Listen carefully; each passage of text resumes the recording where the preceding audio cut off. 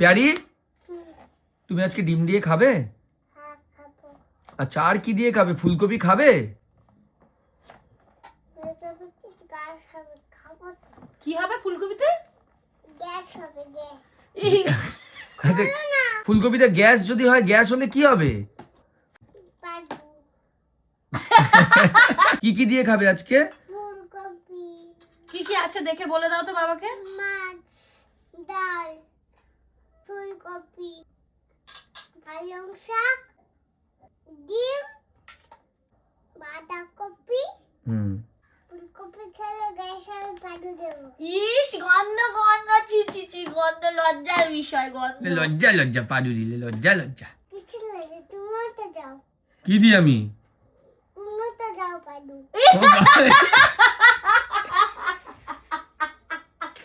আমি একা দি নাকি?